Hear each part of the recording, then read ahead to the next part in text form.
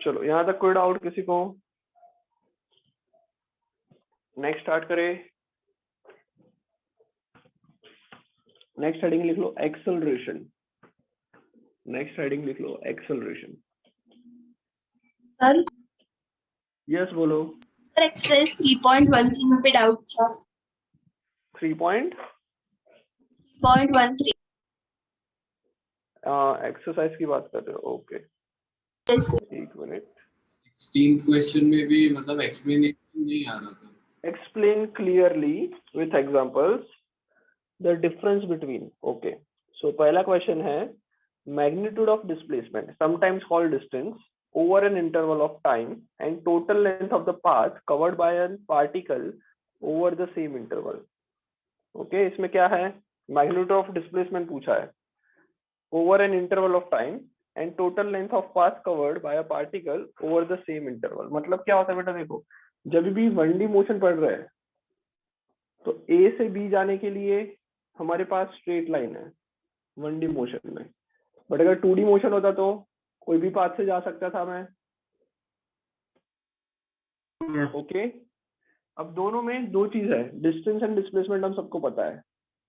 Distance and displacement ये सब पता है हमको, पता है ना? डिस्टेंस में डिफरेंस, डिस्टेंस मतलब जिस पाथ पे जा रहे हैं इस पाथ की लाइन, डिस्प्लेसमेंट मतलब shortest path between A and B।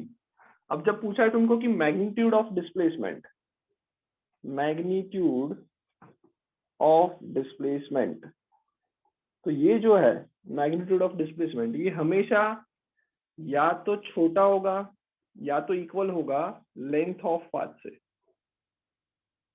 Length of path या फिर डिस्टेंस। आ गया समझ में?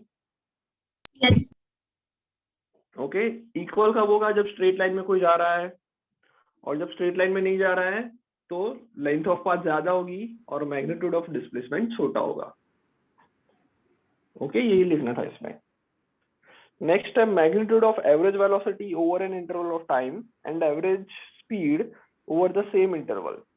So average speed of a particle over an interval of time is defined as the total path length divided by time interval. So in both A and B, the second quantity is either greater than or equal to the first. When is the equality sign true? आ गया समझ में? समझ में आया? Similarly इसमें भी वही है, average velocity and average speed. तो average speed जो है वो हमेशा length of path divided by time होता है, और एवरेज वेलोसिटी है वो magnitude of displacement divided by time होता है। सो एवरेज वेलोसिटी का जो मैग्नीट्यूड आएगा वो हमेशा छोटा होगा या फिर इक्वल होगा एवरेज स्पीड के वैल्यू से। ओके इक्वल कब होगा? जब स्ट्रेट लाइन में एक ही डायरेक्शन में जा रहा है। जैसे एक आदमी है ये यहाँ से यहाँ पहुंच गया स्ट्रेट लाइन में, तो फिर ये दोनों इक्वल होंगे, ये और ये इक्वल, ये और ये इक्वल। बट अगर मान लो आदमी ने ये किया कि आदमी यहाँ से यहाँ पहुंचा, फिर थोड़ी देर के लिए वापस पीछे आया, पहले इधर आया फिर पीछे आया फिर वापस आगे गया, सो इन केस में डिस्टेंस ज्यादा हो जाएगा, लेंथ ऑफ पाथ बढ़ जाएगी। ओके पर डिस्प्लेसमेंट कम होगा। तो वन डायमेंशन के अंदर भी सेम डायरेक्शन में जा रहा है तब तक average speed average velocity equal, length of path magnitude of displacement equal. But अगर मैं एक डायरेक्शन में नहीं जा रहा हूँ, यू टर्न लेके पीछे आ रहा हूँ और फिर वापस आगे जा रहा हूँ, ऐसा कुछ हो रहा है, तो फिर उसमें लेंथ ऑफ पाथ ज्यादा होगा, एवरेज स्पीड ज्यादा होगी। कोई डाउट? No sir. चलो बढ़े आगे। और कोई डाउट है इसमें? जो होमवर्क दिया था उसमें, होमवर्क दिया था उसमें कोई डाउट? सर मुझे No, sir. 3.12 3.12 a ball is drop from, अरे ये तो दिया ही नहीं था, दिया था क्या? ये दिया था क्या? 3.12 दिया था होमवर्क में? जल्दी से चेक करो। सर नहीं दिया था ना, तो फिर जब देंगे तब उसको डिस्कस करेंगे। ओके ओके चलो। 3.14 नहीं, और कोई डाउट? क्या बोल रहे हो बेटा? 3.14 नहीं था।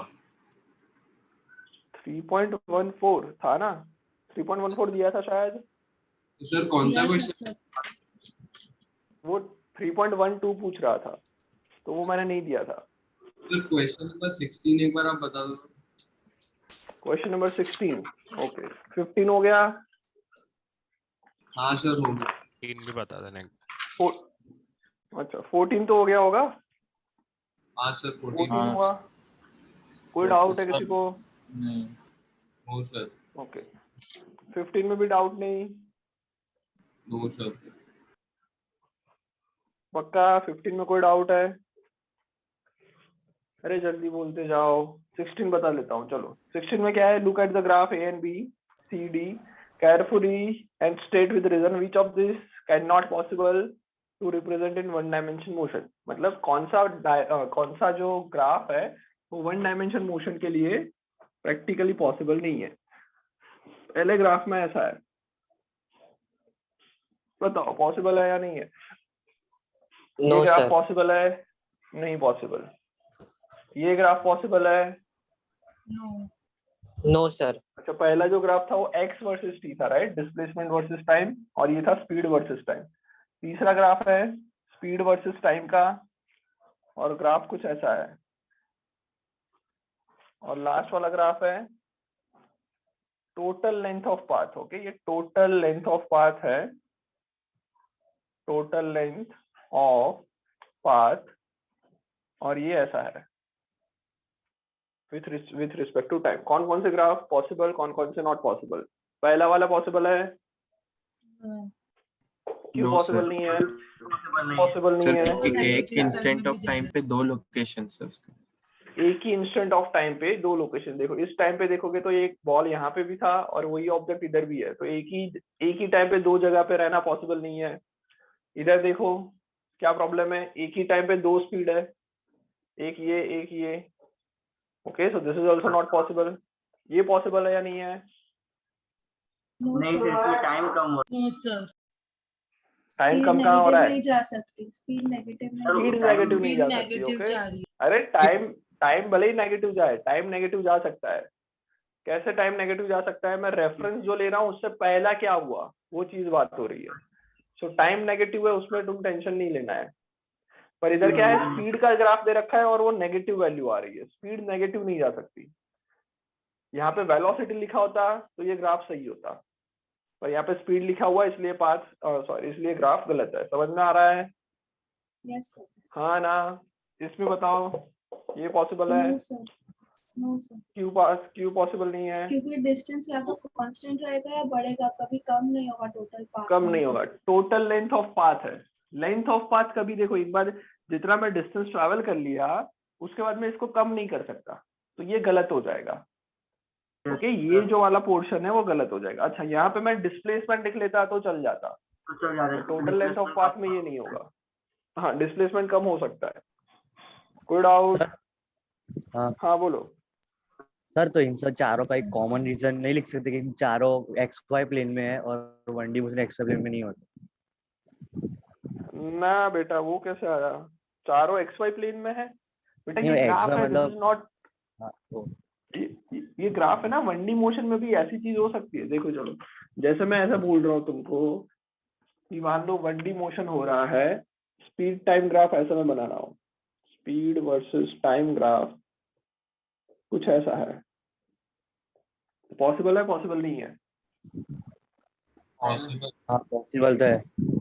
ऐसा थोड़ी सोच रहा है कि एक्स और वाई में ये बना रहे हैं तो फिर वो अलग 1D मोशन नहीं हो रहा। ये 1D मोशन नहीं रिप्रेजेंट कर रहा है। ये क्या रिप्रेजेंट कर रहा है? जैसे जैसे टाइम बढ़ रहा है वैसे वैसे स्पीड बढ़ रही है, फिर यहाँ पे कम हुई, फिर जितनी थी उससे भी थोड़ी कम हुई, फिर वापस बढ़ना चालू हुई स्पीड, फिर कम हुई, फिर वापस बढ़ना स्पीड चालू हुई। ये हो रहा है। आया समझ में? Yes sir. तो ग्राफ के मतलब क्या बोलते हैं, इससे पता नहीं चलेगा कि 1D मोशन है या 2D मोशन है। Okay yes sir. चलो और क्या डाउट है? अच्छा जितने लोगों ने बेटा वीडियो ऑफ किया हुआ है विदाउट नोइंग मी, उनको मैं वेटिंग रूम में डाल रहा हूँ। एक चला गया वेटिंग रूम में। और कौन है? शिवम तुम्हें भी डाल दूं?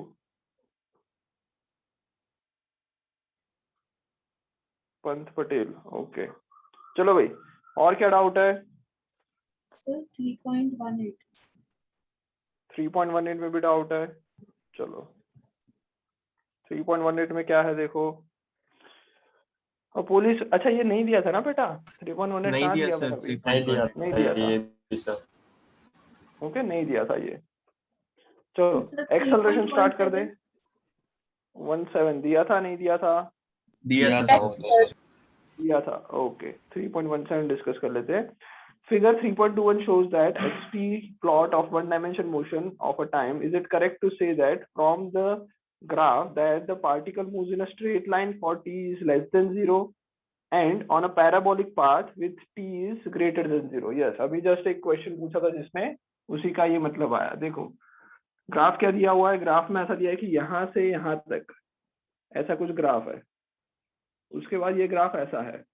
ग्राफ किसका है? x वर्सेस t का, सॉरी उल्टा लिख लिया, डिस्प्लेसमेंट वर्सेस टाइम का ग्राफ है, राइट। सो क्या इसमें ये कहा जाता है कि t से पहले टाइम इक्वल टू 0 पहले क्या वो स्ट्रेट लाइन में ट्रैवल कर रहा है, टाइम इक्वल टू 0 के बाद वो पैराबोलिक पाथ पे ट्रैवल कर रहा है। क्या ये कहना सही होगा? क्या ये कहना सही होगा? सही है। नो ये सर। कहा है कि t इज लेस देन 0 पे स्ट्रेट लाइन है, ओके स्ट्रेट लाइन, और t ग्रेटर देन 0 पे पैराबोला बन रहा है। सो क्या ये कहना सही है कि ये आदमी जो है वो पहले स्ट्रेट लाइन पे ट्रैवल कर रहा था और फिर ये आदमी अब पैराबोला पे ट्रैवल कर रहा है? क्या ऐसा नहीं कहता है क्या ये नो ग्राफ सर। ऐसे सर। बता रहा है? ये इसका कहना ये मतलब सर वो बता रहे कि सर, सर ग्राफ स्ट्रेट का जो लाइन shape है ना, टाइम कम बस हो चुप हो गया। जाओ, चुप हो जाओ, चुप हो जाओ। ग्राफ का जो शेप है वो कभी भी पाथ कैसा है वो नहीं बता सकता, चाहे 1D हो 2D हो या 3D हो। पाथ कैसा है, ग्राफ के शेप से पाथ ऑफ डिस्टेंस या फिर पाथ ऑफ ट्रैवल पता नहीं कर सकते। ग्राफ का शेप क्या दिखाता है, एक्स और टाइम में क्या चेंज आ रहा है, position with respect to time, किस तरह का रिलेशन है वो पता चल रहा है। सो ये क्या बता रहा है, ये ऐसा बता रहा है बेटा, ये ग्राफ ऐसा बता रहा है कि टाइम इज लेस देन 0 पे इसकी पोजीशन क्या है, टाइम लेस देन 0 पे पोजीशन क्या है, सेम है। मतलब क्या है, जैसे कि मान लो मैंने एक यहाँ पे रेस करने को बोला इस बच्चे को, मैंने जस्ट बोला भाई टाइम स्टार्ट हो गया, फिर भी ये यहाँ पे ही खड़ा है, ओके फिर भी अभी भी यहाँ पे खड़ा है ये। इसके बाद ये स्ट्रेट लाइन पे भागना चालू किया और उसकी जो भागने की स्पीड है वो इंक्रीज हो रही है। ये जो ग्राफ पैराबोला बन रहा है मतलब ये दिखा रहा है x is equals to T square, ऐसे कोई फंक्शन को रिप्रेजेंट कर रहा है, पैराबोला है तो। आ रहा है समझ में? Yes sir. समझ में आ रहा है? मतलब at x is equals to 0 वो 0 पे था, sorry t is equals to 0 वो 0 पे था, t इज इक्वल्स टू 1 पे वो x इक्वल्स टू 1 पे पहुंचा, t इक्वल्स टू 2 पे x इक्वल्स टू 4 पे पहुंचा। मतलब जैसे जैसे टाइम बढ़ रहा है वैसे वैसे उसकी पोजीशन और जल्दी से चेंज हो रही है। इस ग्राफ का तुम स्लोप देखोगे तो स्लोप धीरे धीरे क्या हो रहा है, इंक्रीज हो रहा है। ये पता चल रहा है ना मैं मार्कर ऐसा क्यों रख रहा हूँ, शौक नहीं है मेरे को ऐसा मार्कर रखने का, ये मैं स्लोप दिखा रहा हूँ। जैसे जैसे टाइम बढ़ रहा है वैसे वैसे अगर मैं टेंजेंट बनाऊं तो उसका स्लोप जो होगा वो इंक्रीज हो रहा है, ये बता रहा हूँ। स्लोप इंक्रीज होना मतलब स्पीड इंक्रीज होना। तो अभी भी ये स्ट्रेट लाइन पे ही ट्रैवल कर सकता है, ऐसा जरूरी नहीं कि स्ट्रेट लाइन नहीं है, कोई भी लेंथ मतलब कोई भी टाइप का ट्रैवल हो सकता है। सिर्फ ये दिखा रहा है कि टाइम जैसे जैसे बढ़ेगा वैसे वैसे स्पीड भी बढ़ रही है और स्पीड बहुत ज्यादा बढ़ रही है। आ रहा है समझ में? बोलो। सर इसको तो 2D में भी समझ सकते हैं, मतलब अगर हम लोग एक कर्व पाथ में चला दे बच्चे को। हाँ मतलब कोई भी उस पाथ पे जा तरीके से। सकता है, मैं वही बोल रहा हूँ कि ग्राफ से कभी भी मोशन कैसा हो रहा है, मतलब मोशन स्ट्रेट लाइन पे हो रहा है, मोशन कर्व लाइन पे हो रहा है, मोशन सर्कल पे हो रहा है, वो कुछ नहीं पता कर सकते ग्राफ से। समझ में आ रहा है? यस। समझ में आया? तो ग्राफ सर, से कभी पाथ पता नहीं yes, चलेगा। हाँ तो सर हम लोग ग्राफ को कौन से मतलब 1D में स्टडी कर रहे हैं 2D में स्टडी कर रहे हैं उस पर डिपेंड अरे कर जाएगा फिर तो। नहीं, ग्राफ क्या रिप्रेजेंट करता है, ग्राफ का काम क्या है, दो सिर्फ relation फंक्शन के देता है। बीच का रिलेशन निकालना। तो ये क्या दिखा रहा है, पोजीशन और टाइम के बीच का रिलेशन दिखाता है। अब वो पोजीशन 1D में चेंज हो रही है 2D में चेंज हो रही है, उससे मेरे को कोई लेना देना नहीं होगा। ओके ग्राफ से कभी पाथ ऑफ ट्रैवल पता नहीं चलेगा। आ गया समझ में? Yes Yes. हाँ सर। ओके, और कोई डाउट अब? और कोई डाउट? बेटा बहुत लोगों का नेटवर्क का इश्यू है क्या तुम्हारे क्लास में? सब लोग वीडियो ऑफ करके ही बैठे ऑलमोस्ट। सब लोग बेटा ऑन करके रखो, थोड़ा बेटर रहेगा। चलो आगे बढ़ते हैं, एक्सेलरेशन लिखो अब। और कोई डाउट नहीं है? अश्विनी समझ में आ गया ग्राफ का? यस चलो एक्सेलरेशन जल्दी से लिखो। एक्सेलरेशन 9th स्टैंडर्ड में भी पढ़ा हुआ है।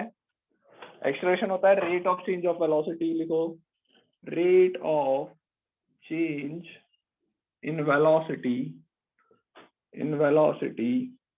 is called acceleration,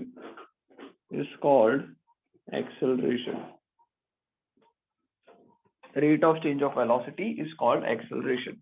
okay, acceleration भी दो टाइप के होते हैं। पहला लिखो एवरेज एक्सेलरेशन। एवरेज एक्सेलरेशन का फॉर्मूला क्या हो जाएगा? तो जैसे हम लोगों ने एवरेज वेलोसिटी पढ़ा था, total change in distance upon total change in time पढ़ा था। यहाँ पे क्या हो जाएगा एवरेज एक्सेलरेशन में? Change in velocity upon time. Yes, change in velocity upon time. Meeting अगर एंड हो जाए तो न्यू मीटिंग ज्वाइन कर लेना, डिवाइडेड बाय टोटल टाइम। मतलब क्या हुआ? एवरेज एक्सेलरेशन ऐसे लिखेंगे हम, is equals to change in velocity upon change in time. यहाँ पे जो मैंने दो एरोस बनाया है उसका मतलब है कि ये वेक्टर क्वांटिटीज है। क्वांटिटी। ओके, मतलब डायरेक्शन भी हम लोग कंसिडर करेंगे। लिख लो acceleration is a vector quantity. Acceleration is a vector quantity. Vector quantity. ऐसा यूनिट क्या हो जाएगा? ऐसा unit metre per second metre square. पर सेकंड स्क्वायर। ओके, लिख लिया यहाँ तक? एक्सेलरेशन का फॉर्मूला तो लिख लिया होगा। ओके,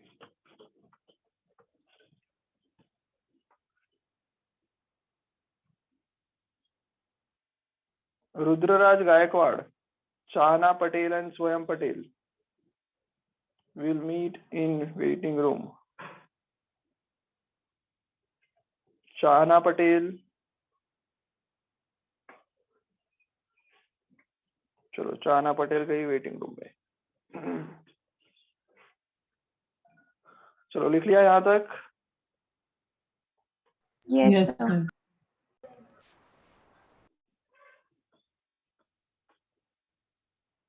आगे बढ़े? हाँ यस यस सर ओके, इसका MLT फॉर्मूला भी लिख लेते हैं। डायमेंशन क्या हो जाएगा? डायमेंशन हो जाएगा मास 0, लेंथ 1, t-2। ओके, चलो एवरेज एक्सेलरेशन समझ में आ गया। Total change in velocity upon total change in time, उसको हम एवरेज वेलोसिटी एवरेज एक्सेलरेशन कहेंगे। मान लो किसी का average acceleration 5 metre per second square है, तो तुम्हें समझना क्या है इससे? एवरेज एक्सेलरेशन कांस्टेंट रह रहा है और 5 मीटर पर सेकंड स्क्वायर है। इससे क्या समझ में आता है तुम्हें? सर हर एक सेकंड में वो 5 मीटर ट्रैवल, उसकी स्पीड 5 मीटर पर सेकंड बढ़ रही है। उसकी speed every second 5 metre per second square से इंक्रीज होगी, ये समझना है बेसिकली। एवरी सेकंड उसकी स्पीड जो इंक्रीज हो गई वो 5 मीटर पर सेकंड से इंक्रीज होती रहेगी। मतलब मान लो कोई टाइम टी पे, लेट्स से कोई इनिशियल टाइम टी पे उसकी स्पीड 25 ऑलरेडी है, सो बताओ t प्लस 3 सेकंड पे स्पीड कितनी होगी? अगर एवरेज एक्सेलरेशन कितनी है तो t प्लस 3 सेकंड में कितना हो जाएगा? 15 ऐड हो जाएगा, 25 प्लस 15 हो जाएगी। ओके, 40 मीटर पर सेकंड हो जाएगी। समझ में आ रहा है ना बेसिक चीज कि भाई जितना एक्सेलरेशन होता है उतनी स्पीड चेंज होती है 1 सेकंड में, राइट? आगे बढ़े? सर ये यस सर समझ हाँ नहीं बोलो। आया। 5 मीटर पर सेकंड स्क्वायर का मतलब क्या है? एक्सेलरेशन है 5 मीटर पर सेकंड स्क्वायर, इसका मतलब ये है every second increase in speed is equals to 5 metre per second. 5 metre per second every second में स्पीड बढ़ेगी। तो अगर मान लो कोई पर्टिकुलर टाइम टी पे 25 स्पीड है तो t प्लस 3 सेकंड पे कितनी बढ़ेगी? 1 सेकंड में 5 बढ़ रही है, 3 सेकंड में 15 बढ़ जाएगी। 25 Yes. ऑलरेडी थी, 25 प्लस 15 40 आ गया। हाँ कोई डाउट? No sir. ओके, आगे बढ़े। हाँ सर। Yes sir. चलो आगे बढ़ते हैं। चाहना वापस क्लास में आई क्या नहीं आई? नहीं आई, क्लास से बाहर। चलो आगे बढ़े। यहाँ तक कोई डाउट किसी को भी? ओके, इसके बाद लिख लो। अब देखो सिंपल चीज है, जैसे वेलोसिटी जो था, सिमिलरली एक्सेलरेशन का भी हम लोग बोल सकते हैं कि इंस्टेंटेनियस रेट ऑफ चेंज भी हो सकता है, मतलब एक्सेलरेशन कांस्टेंट ना रहे ऐसा भी पॉसिबल है। एवरी सेकंड पे जो एक्सेलरेशन है वो भी चेंज हो सकता है। ओके, मतलब हो सकता है कि पहले जो स्पीड बढ़ रही है वो 2 मीटर पर सेकंड स्क्वायर से बढ़ रही है पहले इनिशियली, फिर जैसे जैसे मैं स्पीड इंक्रीज कर रहा हूँ तो मेरा एक्सेलरेशन भी इंक्रीज हो सकता है, राइट। सो उस चीज को हम लोग कहेंगे instantaneous acceleration. Instantaneous acceleration. So instantaneous acceleration क्या हो जाएगा? Acceleration of an object, acceleration of an object, acceleration of an object at particular instant,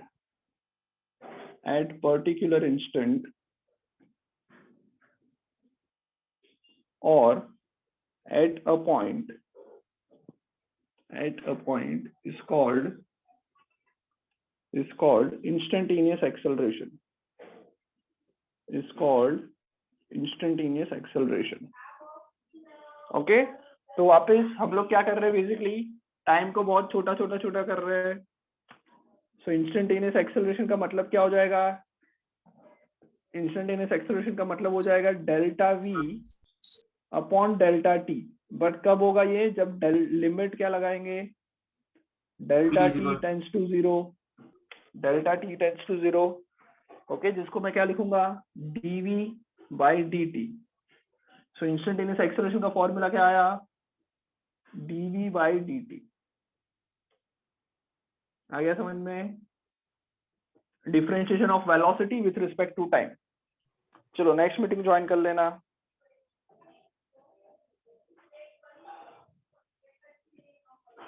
next meeting join कर लो। Bye bye. Yes, sir. Thank you.